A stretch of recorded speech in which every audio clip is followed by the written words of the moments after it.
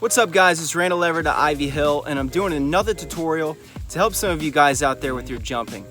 One of the biggest mistakes I've seen for a really long time is riders who jump in a defensive squat. So what I'm going to do is I'm going to show you a few clips and explain what not to do and why versus the correct body positioning for jumping. A rider who gets defensive while jumping will point the knees forward, straightening their back and extending their arms too much. The first thing that this is going to affect is the pitch of the bike when it leaves the jump. It's going to put you in a vulnerable spot to be thrown behind the center of balance. So as soon as you go up the jump face, your body weight's going to get pushed to the rear shock. Depending on the jump and how much gas you're giving it, that's either going to send the front end nose high or it can send you into a serious endo. The other scary thing that could happen from jumping defensive is swapping sideways, and worse, not being able to save it. With your back straight and your arms extended, you have no leverage to counterbalance or maneuver the bike from left to right. Most jumps aren't perfectly smooth and they have a defined flow that you gotta follow. You gotta be able to counterbalance to follow the jump faces, and you have to be able to correct the bike in the air. A loaded rear shock with no control over the bike could be one of the worst crashes you'll ever have.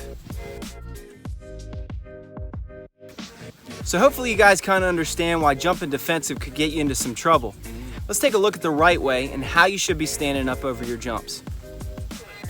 To take off in the right position, we want our legs fairly straight with our knees just above the pegs.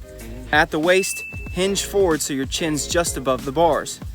Now I have effective side-to-side maneuverability to lead the bike, and now I can control the pitch of the bike with back-to-front body movement.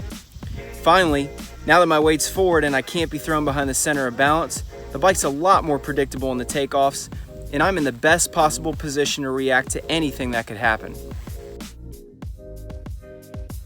To be truly confident over all the different types of jumps out there, the bike should always be predictable in the takeoff. And if it's not, you're in position to correct the problem. This is why so many riders cannot get their confidence on jumping. They really just don't know what the bike's gonna do when they hit that jump. This same defensive riding can also happen for a more experienced rider. For example, if they see a kicker on the face of a jump. Everything here is still gonna apply. If this is new for you, definitely try it out on a tabletop or an easy single until you get the body positioning down, and then you can move on to something harder. I hope this helped guys, and I really appreciate you guys watching.